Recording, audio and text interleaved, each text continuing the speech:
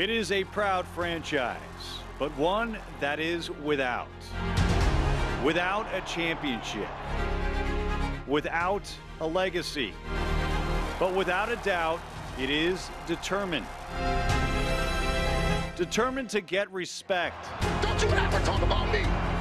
Determined to prove defense does in fact win championships. It is the ultimate matchup. Super Bowl, baby! Offense versus defense. The 12th man versus Manning. A rivalry renewed. And now the team that is looking to build a legacy will have to deny the man whose own legacy is on the line. Join us for this journey. From the Emerald City to the Empire City, as we go soaring with the Seahawks.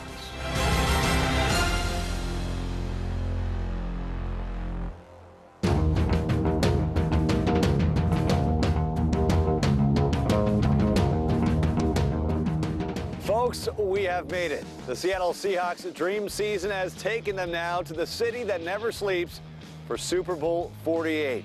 Join us for the next half hour. You are in for a treat. We've brought in not one, but two former Super Bowl MVPs to help break down this matchup.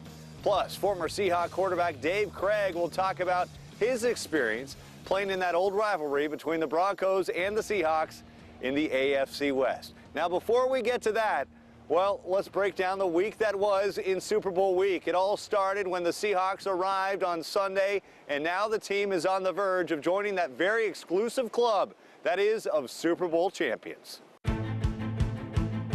Anytime you do something of this magnitude in New York, New Jersey area, you're going to get a great performance by the people and by the spirit of the area. We'll be prepared to do whatever it takes to win and make sure that we're doing everything we can to protect the football and make plays and you know, hopefully it snows. That'd be kind of fun to play the Super Bowl 48 in the snow. We've had a lot of cold games in my tenure here, and you know, it doesn't waver us any. I've never seen experience playing a game.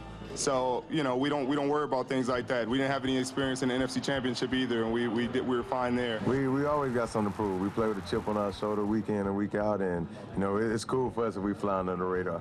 The more people look, I'm sure the more they'll see that I've just been trying to do what I can to help this world, and the more people see that, I think the less they'll judge off the 20 seconds of rant or whatever they call it. I don't have doubt that I could get there, you know, or my team could get there. I always think that I have a shot, and that's the only reason I still lace them up is because I want to play in games like this. I feel like I could probably describe the perfect quarterback. You know, obviously Peyton Manning is known for his leadership, known for all the amazing things that he does at the line of scrimmage and checks and all that, so I'm working to get there. Take John Elway's arm, Dan Marino's release, maybe Troy Aikman's drop back. You know, I think that competitive edge is very, very similar too. We're very competitive. We want to lead our football team. We want to put our team in a great position every time we step out in the field. Brett Favre's scrambling ability, Joe Montana's 2-minute poise, naturally my speed in there. Hey man, you know, he hadn't talked to you guys most of his life. I think he just said that. He just wants to play ball, boss. It's handling the process, handling the distractions, handling the newness of this game and this matchup that you would think that the unfamiliarity, the newness might make it a problem. I don't think it's going to be a problem. Now, winning big games like the Super Bowl takes a leader in the huddle. It takes somebody who can be cool under fire and who can make snap decisions. Here in New York, the Jets had Joe Namath. In San Francisco, the 49ers had Joe Cool. And in New England, the Patriots, of course, have Brady's bunch. The one common denominator, they're all quarterbacks. So we decided to enlist our own quartet of quarterbacks. That would be Jake Plummer, John Freeze, Mark Rippon, and Jesse Palmer to get their analysis for Sunday's game. Preseason, you know, these are two of the top three teams that everybody talked about. And it's great that the top two teams are going to play, and they'll be, you know, a true champion. It all depends on the weather, you know. I think it'll be a heck of a game if the weather's calm. You know, I think if the weather's inclement, my edge is to Seattle all the way with that defense. They'll just, you know, make some make things miserable for Peyton. And you hate to see that. You'd like to see him, play at a level that when he's at his best and playing at his best, and his guys are playing at their best, how good it is to match up against the best. I was so impressed watching the NFC title game, just how the offensive line took control of the line of scrimmage against a very stout, very physical San Francisco front seven. They can have that same sort of success on Sunday. Keep Peyton Manning on the sidelines with a physical back like Marshawn Lynch that can break you down and wear you down as a defense. I think it's a huge advantage, and Russell Wilson, who I think is a great bad weather quarterback, I think all of those aspects play in favor of Seattle, even though Peyton Manning is going to win his 5th MVP trophy and has an opportunity to kind of seal his fate as the greatest of all time. Seattle, they've been hot most of the year. They had a little bit of a drop. Russell Wilson's a young quarterback. He's not going to play consistently like Peyton Manning yet. He'll have some amazing games. I know he struggled a little late, but they learned a lot more about themselves as a team, Seattle did, when that happened. They defense stepped up. So they're a very dangerous team. Denver, on the other hand, and what they did after losing to the Ravens to get to this point is phenomenal. To go through a heartbreaking loss like that at home, when I was at, it was a great football game. For them to get all the way back here is really a testament to their leader, Peyton Manning. That guy is just relentless. Who's going to have the edge? I don't think there is an edge. It's going to be a great game. And we caught up with 2 of those quarterbacks, Plummer and Palmer, at the recent NFL Skills Challenge at nearby Chelsea Piers.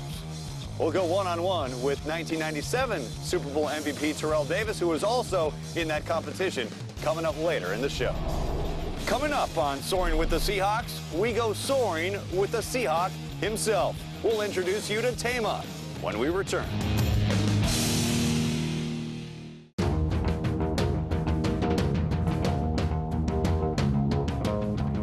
Welcome back to Soaring with the Seahawks here on SWX. Now, the Inland Northwest has always had a special connection with its Seattle Seahawks. That bond was never stronger than when the Hawks held their preseason camps in Cheney. Now that link between Cheney and Seattle is being established once again, thanks to a certain feathered friend. If these birds only knew. They don't have a clue. If they only knew the star in their presence. They do not have a clue. They may then understand why this bird gets a special spot outside. Well, there's 25 here, 26 including Tama. This is Tama, and for 8 years he's been Dave Knutson's sidekick for a Seahawks story that goes back to the year 2003. The word that I had gotten was that Mr. Allen had told his new marketing people and staff that he would like a live hawk at games. When Seahawks owner Paul Allen talks, his staff listens. Everybody knows who owns the Seahawks. And because of that, Dave Knutson soon found himself in a meeting surrounded by suits discussing the possibility of a live hawk at the Hawks games. They wanted me to tell them what could be done on game day in a stadium like this with the 12th man.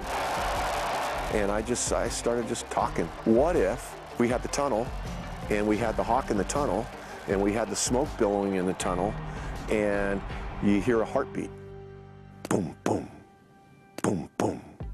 After 2 or 3 of these episodes, your crowd is going to stand up on their feet as soon as they hear this, because they know what's coming.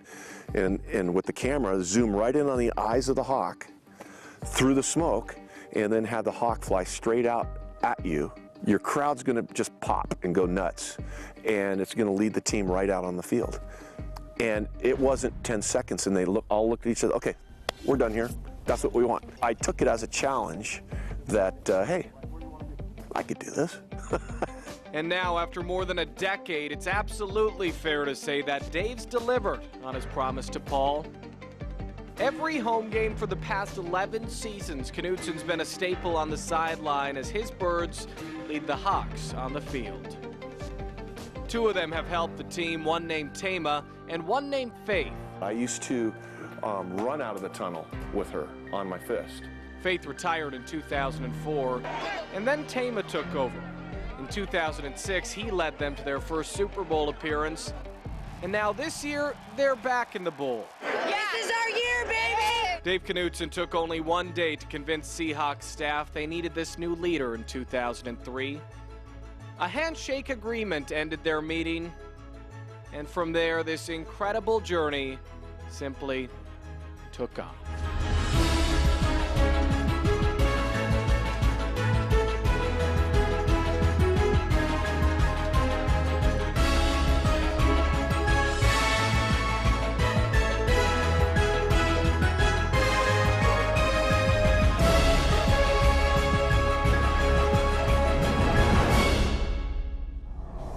That was Alex Rozier reporting. Coming up next, before they were Super Bowl foes, they were AFC West rivals. Former Seahawks QB Dave Craig gives us his perspective on the game. That's next on Soaring with the Seahawks.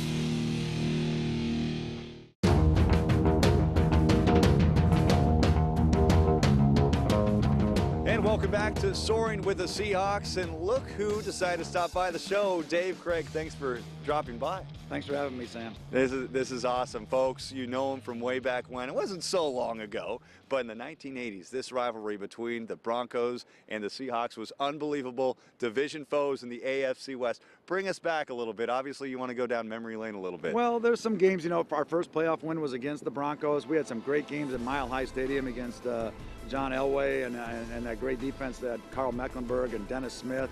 The pass we threw to Steve that Mike Harden hit him on, and then he had redemption in the Kingdom where he got a chance to hit Harden back after that. So there's a lot of good memories. Two great football teams. I mean, we were 12-4 one year, and they were 14-2, and they won the division. So that shows how good a division we had when we were both in AFC West together back then. And here we come full circle. We're in a Super Bowl against them. Well, you talk about that rivalry back then and you and John Elway. Now, let's fast forward to now. We have Peyton Manning, Russell Wilson, two very different quarterbacks. Tell me what each brings to the table come Super Sunday. Peyton brings that old school type quarterback where you stand in a pocket, it's precision, it's timing. The guy's going to come out of his break at this time, but the only thing that's going to go against him is our best secondary, Cam Chancellor. We got Richard Sherman, Earl Thomas. We got a great pass rush, great linebacking core. We're youthful. Yeah, we don't have any experience in the playoff in the Super Bowl, but we got youthful, athletic defense, and that's going to get after Peyton. He relies on timing and everything, and we're going to throw that all off. The advantage we have is Russell. He can not only throw from the pocket, but he can run around and make plays that they can't game plan for, and that's going to be the unorthodox thing coming. And also, Percy Harvin's coming back. Huge X factor. Well, he's going to be a huge X factor. Returning kickoffs, punt returns. I mean, he could play a big factor in this game. Before we let you go, I've got to ask you, you played against Elway, you've seen Manning firsthand, of course you saw Joe Montana. I've got to ask you, first of all, Elway in your top three, right? Oh, yeah. Manning in your top three? Top five. Close? Okay. Yeah. If Peyton Manning, and let's hope that doesn't happen, if Peyton Manning somehow wins this game and takes two different teams to the championship, do you put him in your top three? Do you even make him number one? Oh, yeah, he would be in the top three. It's always something you're going to argue about because we can't compare back to Johnny Unitas in those days. Roger Staubach, Terry Bradshaw won. It's always an argument. But Peyton to do it, two different teams, that's incredible, first time. And in a word, who's your number one? I'd say John. I love Joe. Joe's a good friend of mine. He was my roommate. But John can do it all, like Russell. He can run, throw, make plays. If you got a 2-minute drill, that's who you want to have is John. All right, you heard it here first. And Dave Craig, if anyone knows quarterbacks in the NFL, it's this man. All right, thank you. Coming up on Soaring with the Seahawks, we get a mile-high salute from one of the Broncos' all-time greats. Former 2,000-yard rusher Terrell Davis breaks down the running backs after this.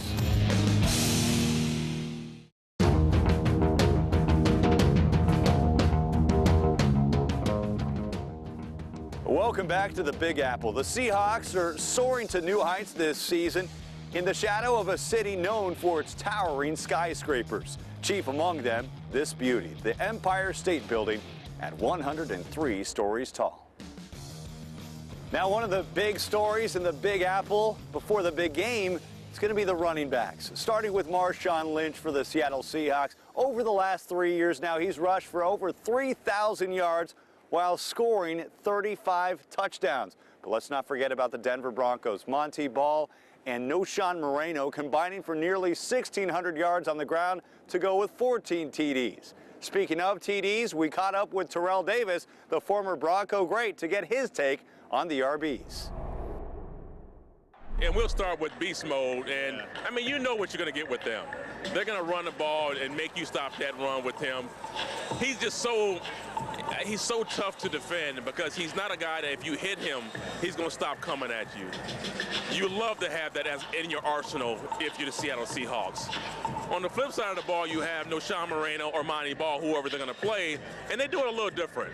They sort of do it by matchups, where if Peyton Manning sees that he's got the chance to come up there and run the football, they're going to run it. And their line does a great job. Chris Clark and Manny Ramirez and the guys up front, they really block well. They're very disciplined in their assignments. And Denver has shown that they can bring a power game if they need to. I saw the last game against the Patriots. Man, they lined Sean up 7 yards deep, put a fullback in the backfield. They started to run a little power game, and I was like, okay, they can do it. They don't do it a lot because they like to run their run sets out of a passing formation. That's the difference. It's effective. I think the key for them with running the ball ain't necessarily 100 yards a game. It's more, to me, converting on third down and short and goal line opportunities. All right, let's now talk about the crowd that will be watching this game. Seattle's famed 12th man, the Seahawks' reliably raucous fan base, etched its name into the Guinness Book of World Records earlier this season when it registered a thunderous 131.9 decibels in a Sunday night game against San Francisco. The fans rebroke the record later this season in a Monday night game against the Saints. Now those same fans are flocking east to root on their team in the Super Bowl. And they found their home away from home at a New York City bar, which just happens to be owned by a Hawk fan. It started small, and it's grown and grown, and, you know, they embraced us, we embraced them. They're the most passionate fans I've ever seen. I've seen, you know, Met fans, I've seen Yankee fans, Giant fans, Jet fans. No one compares to the Seattle fans. They are, without a doubt, the greatest fans I ever saw. Love the team myself, you know, love Russell Wilson. I mean, I just think he's the greatest. He sent us a signed jersey. I mean, you know, Pete Carroll sent us stuff. I mean, the team has embraced us. You know, it's been really, really wonderful. I've been a Seahawk fan since I was a baby. You know, I came out the womb. My dad's no longer with us, but, you know, with spirit, we brought him with us from Seattle. And Frankie's from Honduras. He's been a Seahawk fan just recently, joining the 12th man. Yes, sir. Go Hawks. Frankie, you might be the good luck charm for the Seattle Seahawks. Oh, yes. I reserved my hotel a month ago. So I had a feeling, you know, that was destiny. That's the way I look at it, destiny. It's magic. Let's hope the magic continues. Go Hawks! Coming up on Soaring with the Seahawks, the lighter side of the Super Bowl. We go on the hunt for Peyton Manning and get more than we bargained for. That's next.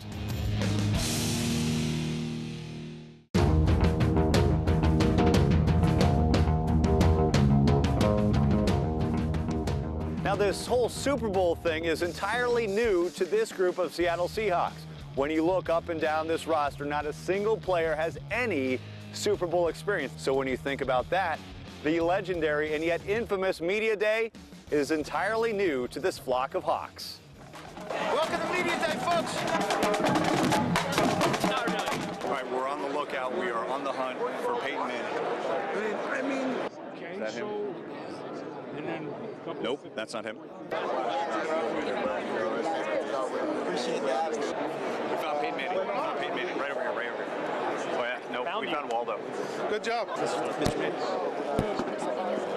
Mr. Manning. Would you mind putting me up on your back so I can see this? What do you weigh? This is the only place I've ever been to where people interview speakers. I've reached a new journalistic low. I am waiting in line to talk to a place kicker. And let me just say, I'm a big fan of the hair. I mean, it's pretty hot. Who's got more hair, me or Peyton Manning? On the head? Yeah, on the head, right here. Yeah, on the head. I would say Peyton. Max, I covered you when you were with the Oregon Ducks. I don't remember me, but I have less hair now. Oh, me too, man. Don't worry, dude. Yeah, it's all coming off. I'll be right there. You have more hair down here. Tell me what's going on here with the beard thing. Yeah, I'm losing it on top, so you just kind of got to grow the beard out, you know, while it lasts, before I go completely gray. So is it like ducks migrating south? Most football teams only get to play with 11 football players on the field. Seattle Seahawks have 12. Do you feel it's unfair that you're breaking the rules somehow, that you play games with 12 people on the field instead of 11? It's not unfair to me. I'll take any advantage we can get. You have 12 people on the football field, and the opponent only has 11. You are breaking the rules by having 12 people on the field. We actually don't have 12 people on the field. There's still 11 people on the field. However, well, who is this 12th man then? The 12th man would be the fans of the Seattle Seahawks. Hey man, we got a huge crowd too. I think our crowd is up there too. We're making noise, so we got our advantages in Denver too. I think you're a little confused. I'm not talking about the crowd. I'm talking about the Seattle Seahawks. They have 12 men, and you guys would only have 11. So you'd be outnumbered by one person on the field. We'll see on Sunday if it matters or not. Yeah, I don't know why. What is that? I mean, why can't the refs play fair? Have you counted? Do they actually have 12 people on the field? Yeah, no, they don't. You're a win away from winning a championship ring. You get to play alongside Peyton Manning. Do you have any regrets not playing basketball at Gonzaga? Why do you got to put it like that? Official media business here. Can I play your, what is this called? A bass show. I'm a member of the media. I have a credential here. If you want to look at that. All right. Yeah, it's legit. Could I play your drums? Does this go like this? All right.